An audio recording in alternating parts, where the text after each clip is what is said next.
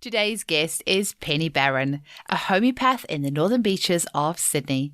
She practices from the Harbord Homeopathic Clinic, one of the largest homeopathic clinics in Australia. Penny teaches homeopathy as well as supervising student clinics through a local Sydney college, and she's put a lot of energy and research into childhood behavioural issues as well as working with trauma support.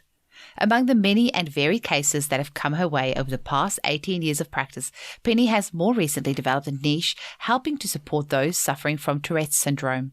Using constitutional homeopathic remedies for aiding in the individual effects of Tourette syndrome, as well as nutritional support, plus a special weapon in the form of a potentized herb called clerodendron to combat tics, the combination of treatments can have a significant outcome on the severity of Tourette's symptoms. Please forward this episode to anyone you know who is currently suffering with tics or Tourette's. This episode is sure to give them a glimmer of hope. You can get in touch with Penny at hhcc.com.au. Enjoy the episode. Welcome to the Homeopathy Hangout, where we discuss all things homeopathy from around the world. And now my mum and your host, Eugenie Kruger. Hello, homies, and a very warm welcome to Homeopathy Hangouts. Today, we get to hang out with the lovely Penny Barron from Sydney. Welcome, Penny. Thank you, Eugenie. It's really good to be here. Well, I am really happy to have you on, and we've got lots of exciting things that we're going to be having a chat about today. But first off, can you please tell our listeners how you were first introduced to homeopathy?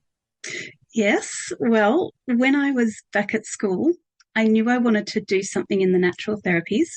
And my parents are very strong, conventional, intellectual types. So they wanted me to go to uni and become a doctor or something like that. And I remember saying to them, but I want to be a naturopath, because I remember seeing a naturopath picking up her child from school and, you know, she was wearing all this floral stuff and everybody was kind of looking at her like, who's that freak? But I was looking at her like, oh, she's just, you know, and I used to mix up weird concoctions in the backyard and stuff. Anyway, so a few years later, when I did go to uni, I studied chiropractic because that was apparently less boogly. Yeah. And after a couple of years, I went to the other side and started studying a naturopathy. So in, I think, about second year, everybody had to study homeopathy or a little bit of it. And I remember all my naturopathic friends complaining about how they had to do this weird subject. I was one of them, by the way. You were one of them? Not in your college, but I was the same in my naturopathic. I tried to get out of my homeopathy paper. Yes. So I joined in, but at the same time, there was this little part of me, and I remember one of my colleagues at the health food shop where I worked came down the stairs after seeing a client, and she said, if I have to tell one more effing person to eat effing broccoli, I'm going to explode. And I thought, oh, that's kind of how I feel. There's something about what I'm studying that's just not quite hitting the spot. And I'd fought so hard to get there. So anyway, first homeopathy lesson, within the first 5 minutes, I was like, this is it. This is it. And so I just continued with homeopathy and just loved every step of the way. Oh, that is so beautiful. And I so resonate with your story. It's exactly the same. And tell us a little bit. So because you also worked in health shops. I did my stint in health shops as well. I actually thought it was really helpful. I learned so much from that. But you also ended up at the Harbord Homeopathic Clinic, and we've had the lovely Lindley Jordan on and as well. But how did you end up there? And you've been there for quite a while. She is actually my hero. Oh. And when I was in my final year of homeopathy, there was this girl in my class. We were good friends. And she had been offered a job doing admin by Lindley. And she couldn't because she was working in her parents' shop. So she asked me, and I was like, oh, I'll give that a go. And I haven't looked back since. Oh, that's amazing. And did you say it was something like 20 years you've been there? 20 years. My daughter was 2. No, she was 1. She was 1 year old and she's now turning 21 this year. Oh, that's gorgeous. Well, we're actually looking for a receptionist at the moment. So if I'm really lucky, I would love to get somebody like you to come and work, with me. Lindley is very lucky to have somebody like you that's worked with her for such a long period of time, because you really get to know each other and how the other person works, and how amazing for her to have, sort of mentored you in all this time as well. Now, it's just a good place to work too. It's wonderful. Yeah. Now, you have a special place in your heart for treating children with pretty complex health conditions. Tell us a little bit about your journey into that, and specifically you were saying Tourette's and Pans and Pandas and ADHD, that sort of thing. How did you develop a special interest in that? Initially, when I started working at the clinic, they focus a lot on ear issues. And so I've done a lot of ear treatments. But my true passion, especially once I'd had my kids, and one of them has a behavioural issue, and I learnt a lot very quickly about behavioural issues and decided that that's where I wanted to go. And I really resonated with that, and also with the mums having to deal with the kids with behaviour issues. And after a while, I found myself, would have been about 4 years ago, just kind of skimming this group on Facebook about Tourette's. And one of the women in that group contacted me because she wanted to try and work out a way to make a homeopathic potency, or a potentized preparation from this herb called Clerodendron inermi. And I don't know if you've heard of that. I hadn't. I saw when you emailed me through, I had never heard of that. So can you just say the name again? Yeah, it's Clerodendron inermi. And there's quite a few studies on it online. And it's got this amazing effect on tics, specifically tics, what I've come to find that are connected with Pandas and Pans onset Tourette's. So interesting. So this person mentioned it to you, and then do you use it in homeopathic potency, or how did you? All the time. Yeah, for my Tourette's clients. One of the things, though, I haven't been able to get my hands on a herbal tincture of it because it's just not available. And I've been making it up into a 1M potency, or even 10M, because what I found is those high potencies really work a lot better than the little 30Cs. They don't seem to do anything at all in a 30C. You can get it online in a 30C, but I haven't really found it works that well. But alongside a constitutional remedy, which doesn't necessarily do the whole job, this plant seems to be a specific tics brought on by Pandas Pans. That is so interesting. I wonder, for our listeners that don't know too much about Pans or Pandas, we have had a couple of episodes on it, and also maybe Tourette's. Can you tell them a little bit about what sort of symptoms you see in the clinic, what sort of things you find, might be predispose somebody to having these conditions, and what do you see in clinic? It's really interesting. One of the issues that I've found is a lot of the parents will say, oh yeah, they were fine, and then they got this illness, and then after that they just were never quite the same since, or they got a tick bite, or they had some kind of a trauma, and sometimes it can happen due to trauma. But what it does is either it, switches on some kind of genetic process, or causes, there's a whole lot of theories, but basically it causes a whole lot of behavioural changes. And so Pandas is pediatric acute onset neuropsychiatric disorder associated with strep. And then Pans is the same thing, but it can be basically any illness.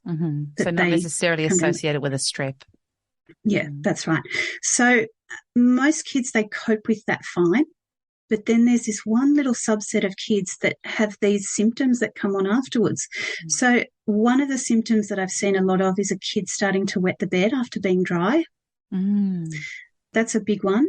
And then there's, like the rages, the OCD type situation where, and OCD isn't just needing to straighten picture frames. It's also, needing to take 2 steps forward and then tapping something on the ground, and then, doing a series of things. And if they can't do that, there's this sense of everything's going to go wrong, or the world's going to fall apart, or one of their loved ones will die. And there's all these beliefs around if they don't do it exactly the right way. And then, there are the rages the tantrums, just that feeling of nothing's right. It's not quite right. So there are a lot of theories around it. So some people reckon it's to do with an autoimmune thing. So there's these broad spectrum antibodies that get made, and they do. And one theory is that the broad spectrum antibiotics start to attack the brain tissue in certain areas, one of them, for movement, if tics are involved. There are other theories where there's this connection between the gut and the brain. So you've got leaky gut, right? And everybody kind of knows a little bit about leaky gut, where you've got the enterocytes, and they're like the sort of guards standing at the front.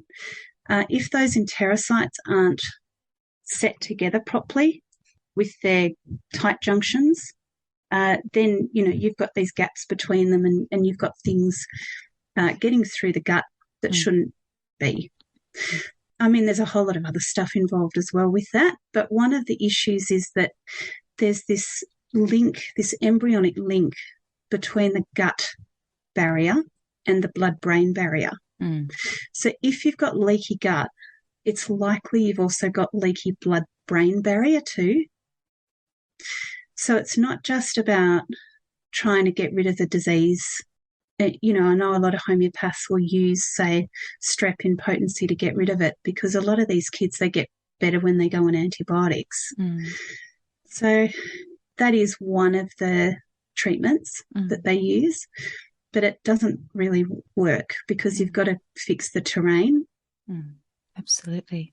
Well, tell us a little bit about what some of the conventional options are. You mentioned the antibiotics, and I've had some clients with Pans and Pandas, and, the kiddies go on the antibiotics and the tics temporarily get better. But you know what? A few months later, sometimes not even a few months, sometimes a few weeks, those tics come back and worse. And now you have a gut that's been destroyed, and you have this kid with tics that are even worse.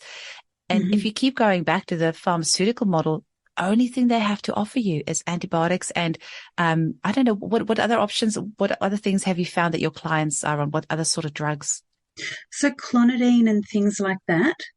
I don't know a huge amount about the drugs. Options, really, because that's something that I don't really go into. But ADHD drugs, they go into that.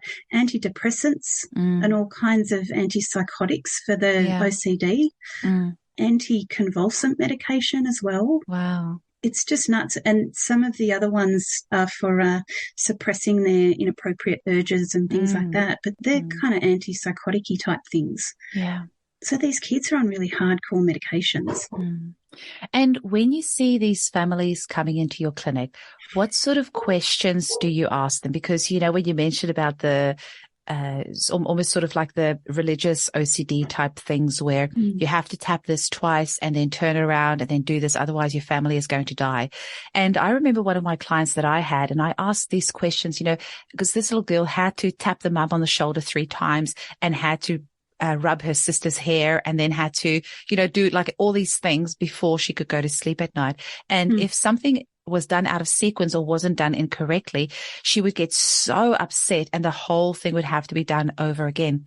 And I asked the parents, do you know if she's ever mentioned anything about being fearful of any of you, there being any harm happening to any of you if she doesn't do this? And I think the mum was like really confused of why I'm asking this, but homeopathically speaking, there are certain remedy pictures that have this sort of like superstition / religious / something attached to it. So what are some of the questions or some of the information that will be helpful to you as a practitioner, so that when a family wants to come and see you, they know the types of things that's going to be helpful for you to prescribe? Yes, because we do ask such weird questions. Yes. And I do like my clients to be warned that I will be asking weird questions. For me, what I find, I just let the consult just progress as it goes. But for me, I see that behaviour is such a huge part of it. So yes, any behaviours, and I will ask the kid. Usually what I find is with a lot of these kids, they don't want to really talk about it. So I find I like to talk to the mum or the primary carer. And the primary carer usually has that intimate knowledge of all of that stuff, and I can ask those weird questions and they know why I'm asking. And things like, okay, tell me about the behaviour, what exactly happens and why. I do want to know why. And we know in homeopathic medicine that the more we can get to the very core of what's happening and why they're acting like that, what motivates them to act like that, what are their fears, what are some weird things that they do that, you know, we love all those rare, peculiar, weird symptoms. And that's what we usually base our prescriptions on. Absolutely. The tricky thing also is when it's your child, it's almost impossible for us to see something as unusual. So sometimes when you go into a homeopath and we ask, you know, what is there anything unusual about their behavior or anything strange or what really stands out? It is hard as a mum you don't know what's normal and what's not normal, especially if it's your first child or if you don't have many other kids to compare it with. But so because what you see on a daily basis is just normal for you, but you kind of have to almost remove yourself from the situation, kind of pretend it's not your child, kind of go, okay, what does my child do? What is unusual? What's really standing out here to really help the homeopath see, you know, what is different about this case than, you know, the next case. And sometimes it's just about what's your favourite food, what kind of body temperature, what are your sweating patterns, skin issues, all of those, you know, bowel habits, all of those things that we just think are just normal. And parents will say, oh, never really thought about it like that before. Absolutely. And because, you know, how you said about just asking, you know, kind of why they're doing it. But a lot of these kids, they don't really know why they're doing it. And some of them might be nonverbal. Actually, there might be autism involved as well. And so it can be really hard to sometimes know that information. What sort of other questions would you ask families? I know there's going to be people listening to this thinking, I didn't think about seeing a homeopath for my child's, you know, Tourette's. What sort of other questions would you usually ask them? One of the things I notice is, especially when it's Pans or Pandas caused Tourette's, and that's the one that I have the most success with. I have to admit, with the other type that's not brought on by Pans, I'm still doing a lot of kind of seeking around that. But one of the biggest things that I notice with the Pans onset Tourette's is that when they get sick, when they get some kind of little illness, it brings the tics and the symptoms on 10 times worse. So that's something that they can look at. And I also want to look at how they get sick, how often and all of that kind of thing, what the snot's like. I want to know, you know, weird stuff like, do they take all their clothes off and show off their bits? Which is a really weird question to ask, but for homeopaths it's really, really useful. And that's one of the remedies. You know, there's a few remedies in that list. Yes. I've prescribed hyoscyamus a few times myself. And with that remedy, I always warn the parents, and I'm like, I'm going to ask you something weird, but it's just that if your child, I just need to know this will be an amazing remedy for them but usually with this remedy, there's some sort of almost sexual inappropriateness of some sort. So they will pull off their pants, or they will get out their bits, or they will rub themselves inappropriately on some piece of furniture. And whenever, like, the parents usually don't want to bring it up themselves. And it's usually only the second or third consultation if I suspect, you know, hyoscyamus. And I think, I'm going to have to ask this question because they're not bringing it out themselves. And then they'll go, oh, I didn't want to mention this too, but yes, the second they come home, they take their clothes off and, you know, rub themselves on the couch. I'm like, oh, I'm so glad you've shared that. This is a perfect remedy for you. And usually that's one of the things that will go when you prescribe that remedy. Hey. And it's the best thing to hear, actually, as a homeopath, because then you can go, oh, wow, that's, hyos. Awesome. Yeah, amazing. What sort of other questions would you ask in a consultation? I'm trying to, you know, because homeopathy this is what I'm trying to get across with this podcast, is trying to help the clients to help us to help them. So what sort of other information is going to be helpful for you to know? So what I normally start with is the pattern of the tics. What sets the tics off? What upsets the kid or the adult? That's really important, actually. Triggers. What kind of triggers do they have? And I know a lot of kids and adults are really uncomfortable talking about their triggers and their fears, but those kinds of things are really important.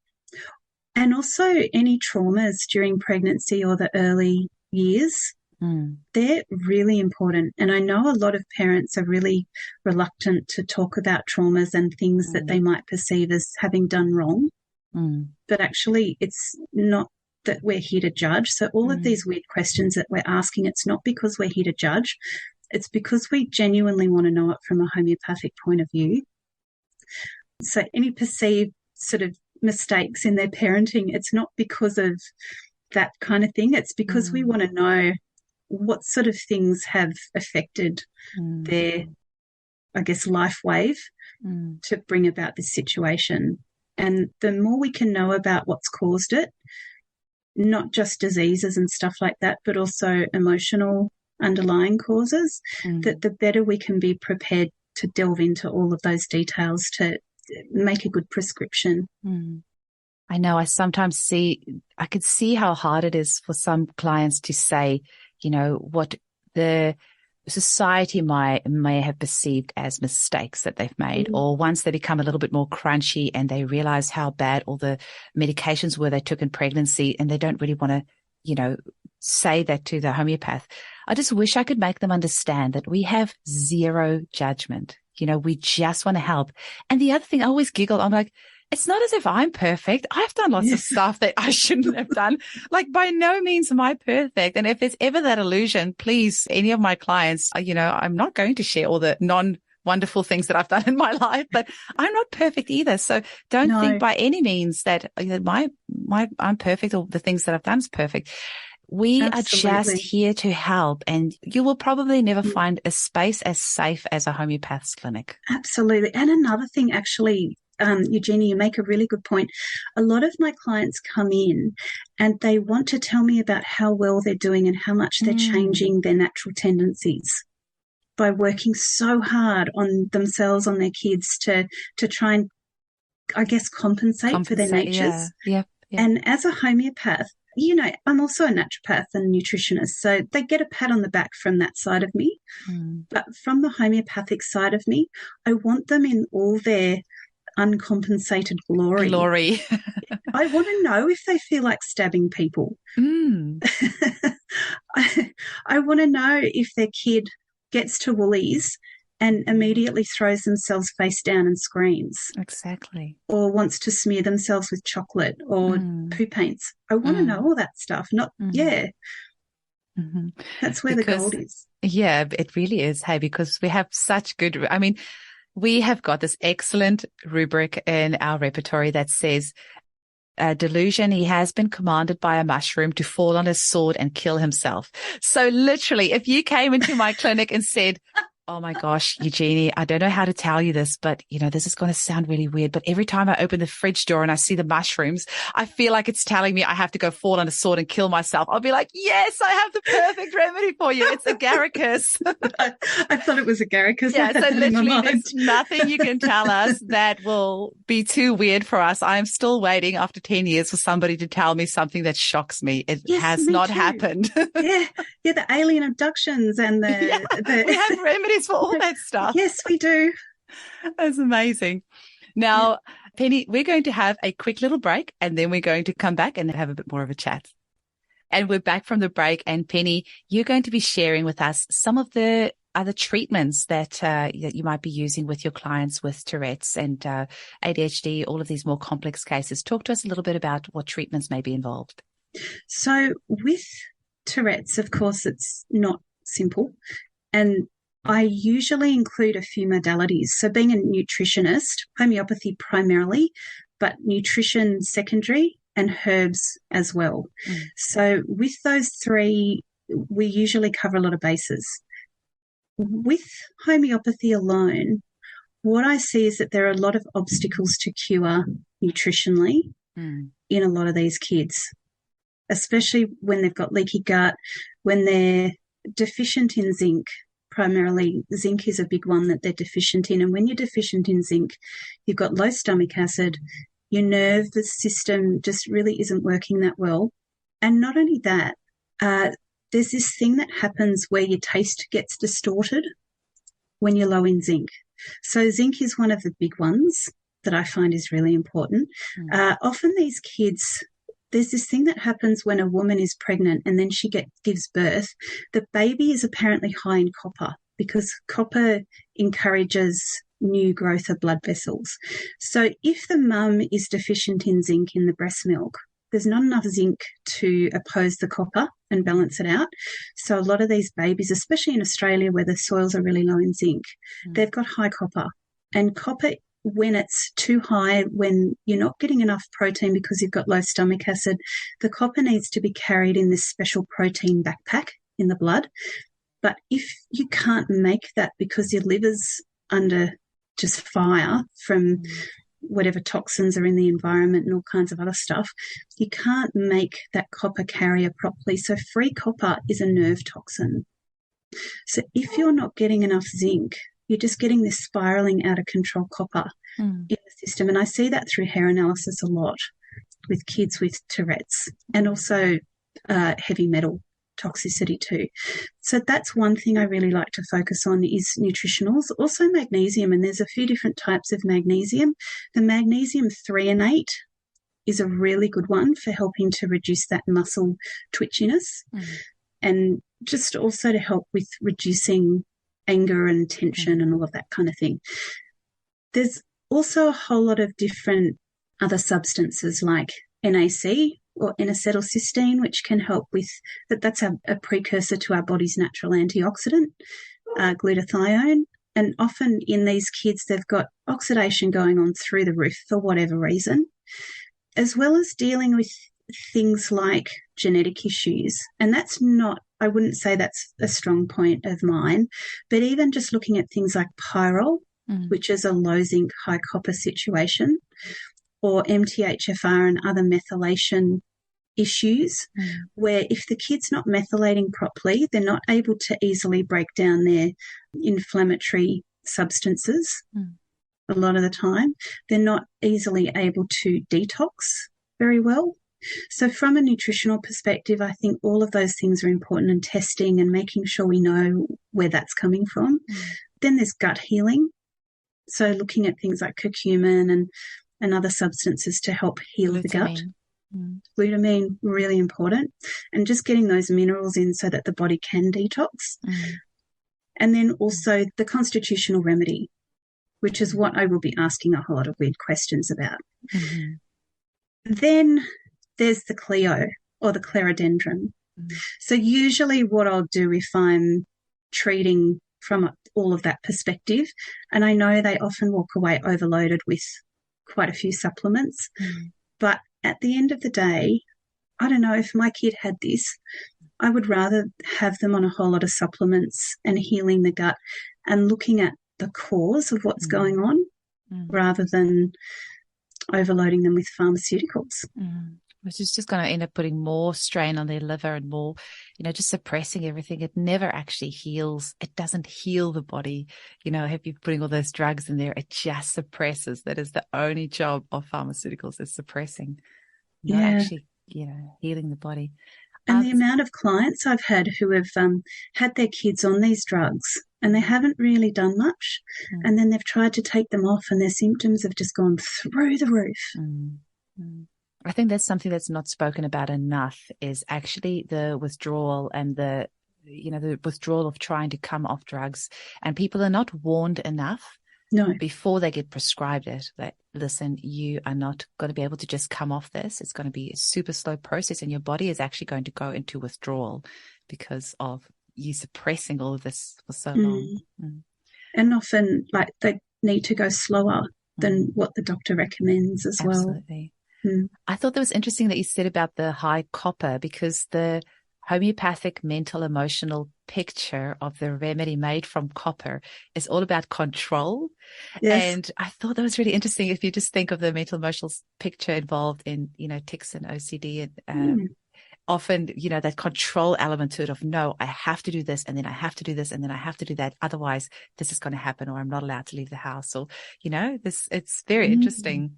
Yeah, it is. And actually that whole copper thing as well of the whole tic thing of wanting to control tics all day, because that's what happens. They go out into the world and they feel the need to control all of their behaviours, and then they come home and often the parents will get it. That's actually, I mean, that's something that we would ask in a consultation as well. You just made me think of one client of mine. Yeah, exactly. Yeah. Where, you know, the mum says the teacher doesn't know what they're talking about because he doesn't tick at school all day. Yes. And then, you know, he comes home and it's just through the roof. And imagine the level of control that is needed for that child to suppress that tick all day long. And then, you know, that's not good in itself either. Absolutely. Yeah. So Penny, have you got some cases that you'd like to share with us? The first one, actually, I've written about in a blog that I wrote years ago. And the reason why I want to use that one is, well, first of all, I've had permission to be able to use it. But second of all, it was just such a beautiful case. And it was this little girl who had selective mutism and suspected autism. And she was doing these breakdance type movements like that. And it was really hurting her body and really getting in the way of being able to socialise and being able to live her life. I think at the time when she came, she was about 8. Her parents brought her. She was on catapress and a couple of other medications. And the mum was really concerned about the side effects. So this child had had a lot of throat issues, like horrendous throat infections, and her tonsils were enormous. And I think the parents had done a lot of antibiotics and stuff like that. But the first onset of the throat infections was when all of this started coming on. Before that, there were signs of her possibly being autistic or some kind of situation on the spectrum. But it was only when she started getting these throat infections that the tics and everything else came on. She wasn't necessarily hugely aggressive, but super, super shy, used to hide behind her mum in all social situations, massive throat issues, a lot of problems with making friends at school, although she would have friends. She had quite a lot of friends, but she'd run away from them and hide. She was a hot-bodied child. And this is where all that stuff comes in about temperature and thirst and things like that. She loved her food and used to love to drink lots and lots of cold water and crunch on ice. Even though with the throat, often when she had the throat infection, she'd get a bit chilly, but super, super, super shy and had quite a lot of learning difficulties as well. So no confidence, throat issues. And actually this put me into a little bit of a spin because there's a remedy called Baryta Carb, which I was really veering towards, but it didn't quite fit the picture of the super, super thirsty and the ice. So I gave her Baryta Phos because of that side of things. And it was really amazing. I was really surprised. This was quite early on in my foray into treating people with Tourette's. And within, I think, 3 or 4 days, the mum rang me and went, "It's gone." Wow. And I'd also given a 1M Clio or Clerodendron to have weekly. So the daily Baryta Phos, or was it Baryta? It was one of the Barytas, and the weekly Clio. So the Baryta remedy settled down her. She became a lot more confident. And the thing with homeopathy is it didn't make her normal, in inverted commas. She still had her tendencies. It just took the edge off. But she became, you could really see over the months that she came back, you could really hear about her blossoming and coming out of herself and starting to initiate contact with other people, not hiding behind her mum so much. She stopped getting throat infections a while back, but after quite a while on the treatment, she started getting throat infections again. And actually, that's another thing I want to bring up because the mum was freaking out. And I was like, wow, that is awesome. I was like, what do you mean? And I said, it's an old symptom. And that's what you want. You want a return of old symptoms. You want the layers to peel off like an onion and get down to that kind of core of what was finally happening. And, of course, we had to go a whole lot more gently then because we didn't want to switch on or trigger massive throat infections, the poor kid. But after that massive throat infection, she just suddenly came out of herself and was doing things that she hadn't done in years. So it was this total kind of transformation, basically. And with the Cleo was this whole management thing where she'd give the 1M Cleo. Maybe there'd be a tiny little aggravation where things possibly got a little bit worse for a few hours, and then it'd go away for, say, 4 or 5 days, and then it'd start to creep back. So a lot of the parents get into this pattern of recognising when their kid has the tics starting to creep back, and then they'd give another dose. And sometimes the M potency wouldn't work for certain kids, so we'd try different potencies, 10M, you know, sometimes 200, but usually it's M and over that seems to do the trick. Oh, that was such a beautiful case. And that also gives me goosebumps, because this is why I do the podcast. I want the listeners to understand, because homeopathy is in its core very, very simple, but it is also very complex at the same time. And if you don't understand that when you see a return of old symptoms, you know, the client's got to think, what has this homeopath done to my child? They've broken them. You know, they used to have this stuff. Now it's all come back. But as a homeopath, we celebrate when we see that, because it's showing us that, I always say a return of old symptom is kind of like the body's way of bringing this old symptom to your consciousness and saying, hey, Penny, just so you know, I'm busy working on this right now. And then, you know, it will just go away by itself. So I always say to my clients, if that happens, it's just your consciousness bringing it to the forefront, saying, hey, we're just busy healing this right now. Remember this thing from way back that you used to have? Just sorting this out for you right now, okay? Just so you know. And then, you know, it'll go back down. But if people don't understand that this is part of the healing process, it can really freak them out and make them not come back. Yes. And I also love what you were saying. If you get to work with a client long enough, and I always try to empower my clients to take responsibility for their own health. So teaching them to recognize when a remedy works for them, and then get them to that point where they know when to use it, because I can't be there 24/7 to answer all their questions. So they know that Cleo 1M works for them.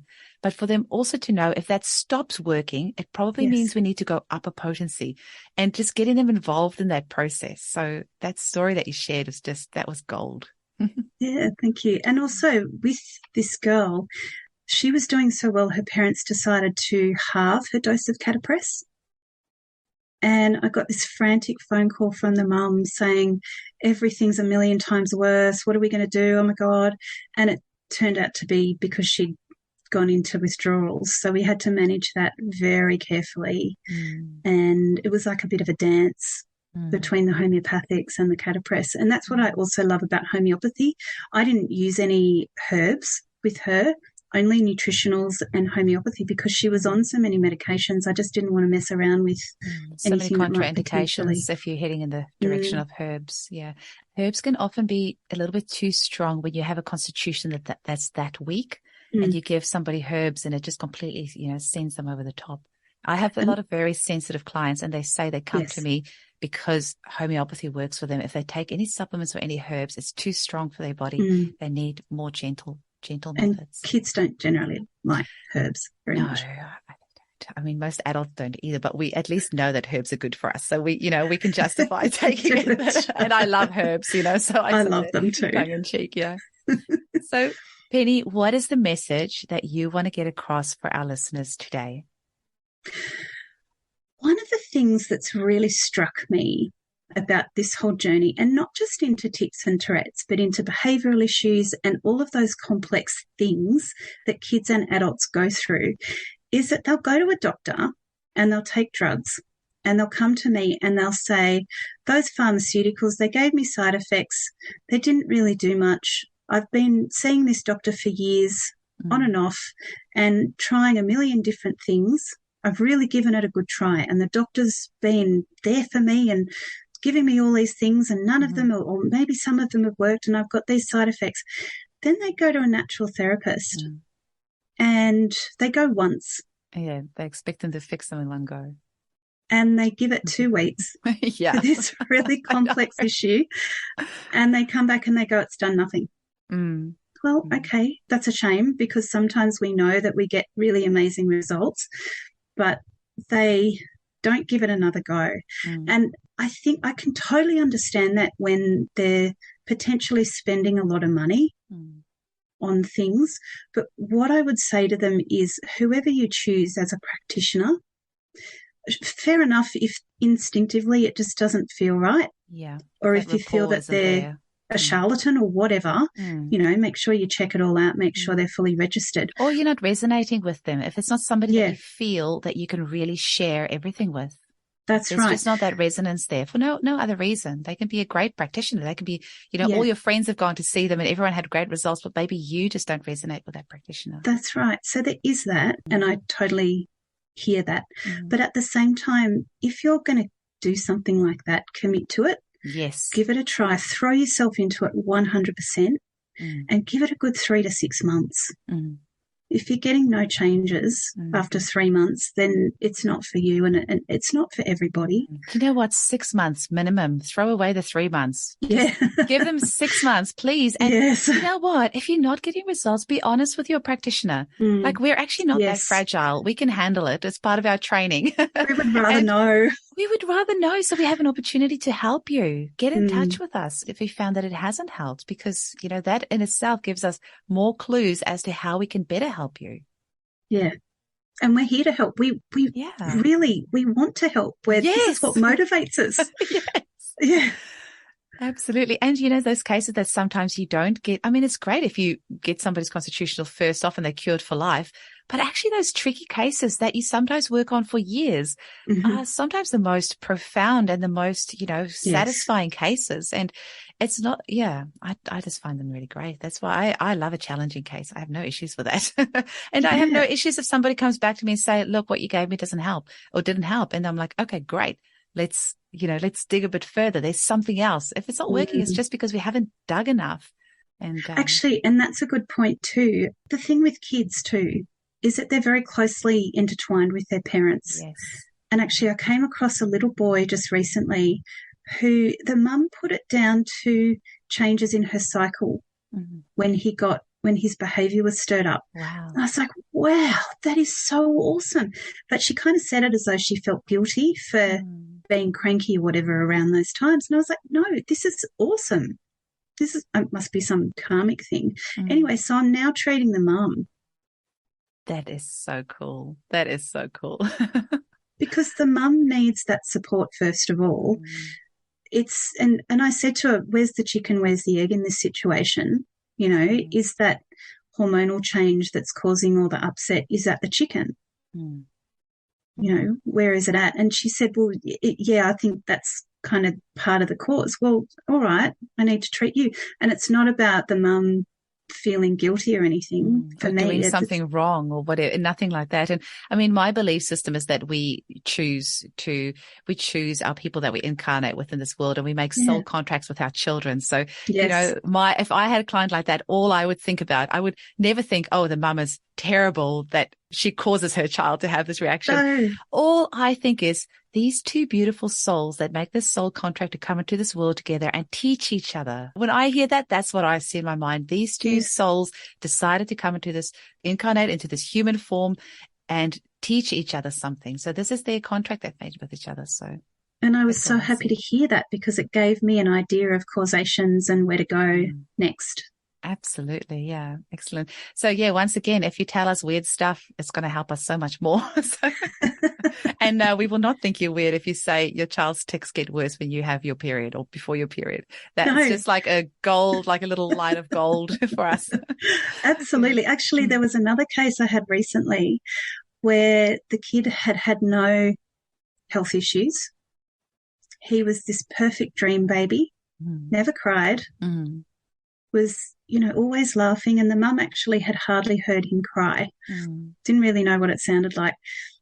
Anyway, so she'd had a previous much older child to another man who had to move home. And this older brother was quite an angry person, and there were a lot more arguments in the house. And the little younger brother's tics had come on when the older brother had moved home. and there was a lot of arguing going on. Mm. So there's this remedy, I'll just call it CAR. Mm-hmm. It's a very beautiful, deep acting remedy. And one of the central themes of it is that they desire harmony.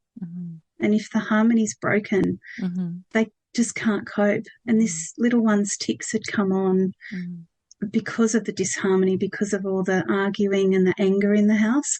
So I didn't actually give him Cleo because he responded really well to the CAR. You can say carcinosin. We've mentioned it lots. Oh, all right. I wasn't sure. No, it's fine. It's been mentioned lots. It's probably one of our most mentioned remedies. Do you know what's funny? It's literally this week. I have got a little boy who has got incredibly complex health conditions. He's probably my client with my most complex health conditions. And this mum was saying that he is always smiling. You know, he has the most terrible seizures. And the second he comes out of a seizure, he's smiling. And he's always, and I said to her, you know, that's probably not quite right either. We need like a little bit of pushback. Like somebody, it's literally impossible for a human being to be happy all the time. If they are coming across that way, there's probably something else. And I said to her, you need that yin and the yang. You need the good and the bad. And so I have just given him carcinosin this week. And I warned her, I said, you are probably going to get a little bit of pushback from him for the first time in his life. And you know, that's going to be so good. And she was so happy because she understands the process of homeopathy so well now. She was like, oh, I welcome that. That will be great. And it's going to be a really interesting process to see how he goes on this. But yeah, definitely it's fascinating. Oh, it's the best remedy, that one. I get quite a few kids who need that remedy, and it works beautifully. It does. Hand on heart, it is probably my most prescribed remedy in my decade of clinical practice. Yeah. I don't know that I've ever had an aggravation from that remedy. If I have, I can't think of it. I just find it is such a gentle remedy. I'm just trying to think. I don't know if I have either. It's my one that I find carcinosin and ignatia. I just give it willy-nilly. I've never had any aggravations, those two remedies at all. I just find them so, so gentle. Beautiful. And so deep acting and effective. So deep acting. Yeah. Penny, it has been super fun to chat with you today. Thank you so much for your time. And I really hope that today's message will bring a lot of hope to those families out there who have gone down the pharmaceutical route. They are not getting the answers they're seeking. They're seeing their child go downhill and they are wondering what else they can do. And if you are somebody listening to this and you have a friend who is going through this or a family member, please forward them this episode, get them to have a listen, and hopefully this gives them that glimmer of hope that they need. Thank you, Eugenie. It's been a pleasure. Such a pleasure. Chat soon. Bye. Bye.